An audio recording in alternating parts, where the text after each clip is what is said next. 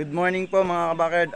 Welcome po sa ating YouTube channel. So, update ko po kayo ngayon mga kabakerd. Pakita ko po sa inyo yung nangyari po dito sa ating manukan mga kabakerd. Talagang kahapon po hindi naman tayo makapag-upload. Wala pong kuryente. Ngayon po tayo mag-upload. Papakita ko po sa inyo kung ano nangyari po dito sa ating manukan. So, tara silipin natin mga kabakerd. Like a Hellcat.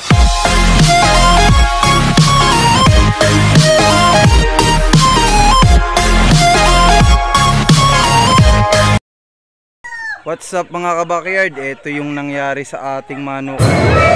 Ito ang lagay ni One Backyard ngayon mga ka-backyard. Tingnan nyo naman. Ngayon ko lang po na video kasi kahapon talagang hindi ko po kayang i-video kasi baka mabasa po yung phone natin. Dahil talagang nung kasagaran po nung bagyo, talagang nandito po ako, itinayo ko po yung mga bakod. Tinayo namin ng pinsan ko kasi nga po kung hindi maitatayo baka may tendency mawala naman po tayo ng mga alaga, baka mapasok naman tayo mga kabakerd. Tingnan nyo, napakadaming sinira ng bagyo. Ito tinayo ko lang ulit yan mga kabakerd. Yung ruweda natin, tingnan nyo, giba-giba talaga to mga kabakerd. Ayan mga kabakerd,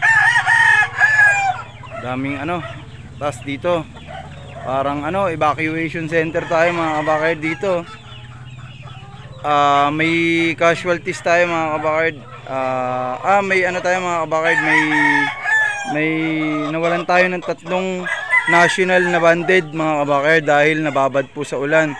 Kasi itong isang to mga kabakerd, pinapatayo pa natin, butit kinaya niya yung buong magdamag po na nabasa kasi siya talaga. Bago kasi bagong trim, bagong pungos. Kaya mga kabakerd, buti itong ginawa namin ni Daddy, matibay-tibay, hindi kinaya ng bagyo. So yun, sira din yung bubong, aayusin ko din po ngayon. So ayan mga kabakerd, tingnan nyo yung kung ano yung pinsala na gawa sa atin ng bagyo dito sa parte namin sa Nagcarlan, Laguna.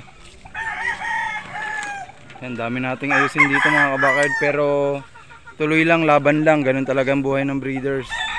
Kaya dyan sa mga area na kagaya kong naging ganito, tuloy lang tayo, walang sukuan mga kabakerd.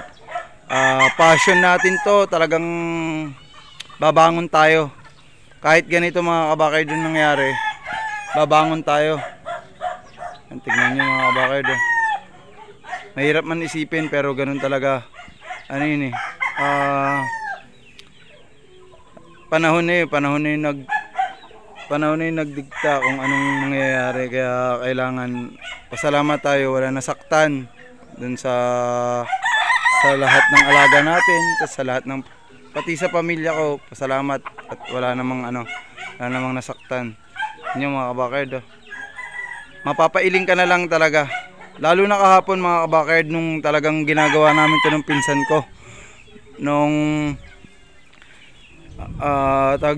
nung medyo talagang tagilid lahat yung bakod, bagsak yung bakod dun. Wala. Maghapon ako dito mga kabakerd, walang problema. Kahit maulanan, kahit walang problema sa atin. Tingnan natin ito isa mga kabakerd. Ba't nagkaganon yung pakpak? Wait lang mga kabakerd Yun, chinek ko mga kabakerd, medyo pagayong kanang pakpak. Siguro napasabid ko, pero okay naman, hindi naman siya injured, pagalang po. Yun mga kabakerd, yung bakod natin sa likod, ayusin pa natin.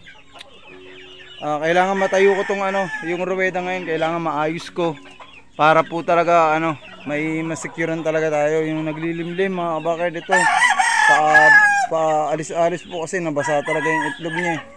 So hindi ko sure kung lilipat ko ng incubator yung mga yan, yung mga nabasang itlog. So ayan mga kabakerd, check nyo. Tingnan nyo mga kabakerd. Ito mga maganda naman nangyari dito. Okay pa to, mga kalat lang. Ito mga kabakerd, sira bubong yan. So ganun talaga. Yan mga kabakerd update ko lang kayo sa disaster na nangyari dito sa ating one backyard. So ingat tayo, God bless mga kabakard sa lahat ha.